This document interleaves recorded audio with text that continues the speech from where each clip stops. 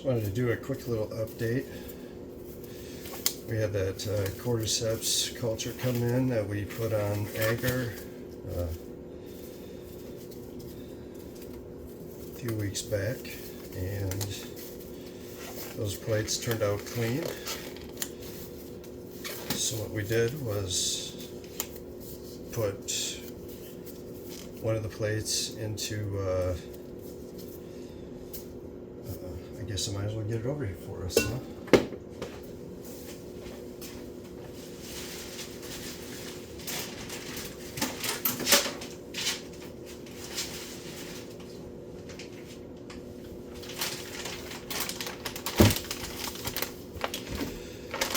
So you can even see the pink agar chunks in there still, but this was from the test that we did.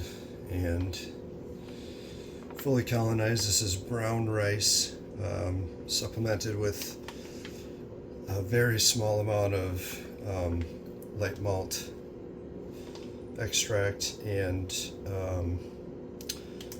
a little bit of soy hulls, the pellets that I use for my gourmet mushroom blocks. Mesa mushrooms, mushroom mesa, out in Colorado.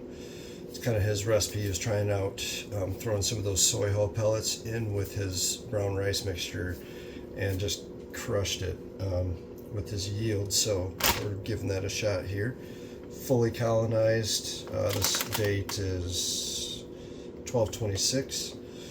So yeah, we're really looking at a couple of weeks here, just over a couple of weeks, and fully colonized. A little bit in the corner there. I think this is a drier part of the tray, so they like to be wet.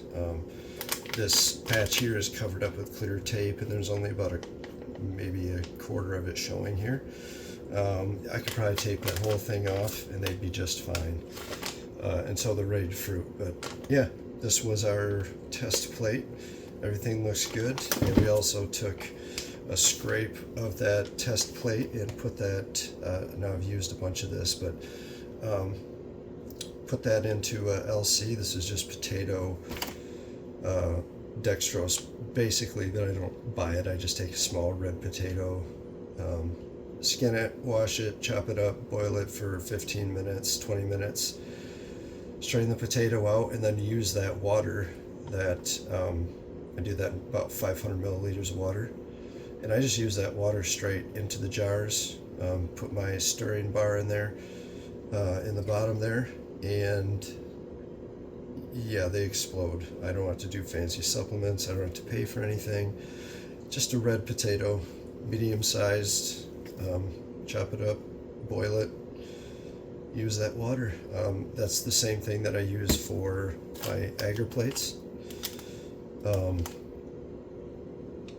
I just supplement whatever water I would need for whatever recipe you're going to use. I use this water. And I know that looks kind of creepy, that pellicle that was floating on top creates that membrane. It's called a pellicle. That is just very dense mycelium. Basically, you could take that and throw it onto a tray of whatever, and it would grow incredibly fast. It's just hard to break it up. A good culture of cordyceps is going to be very aggressive. I can put this down in my mixer and blend it up good. But really, I got to start using more of this. I do have several trays that I've used this on. That's why it's so empty. But I may take several syringes and then just dump one syringe into a new jar, start that over. But you can only do that so many times with cordyceps. It starts to get a little lazy. And so we'll eventually, once this grows out, we'll also walk you guys through, this is an ascospore.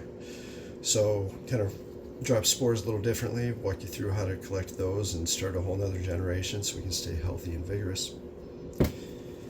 Cheers, yo.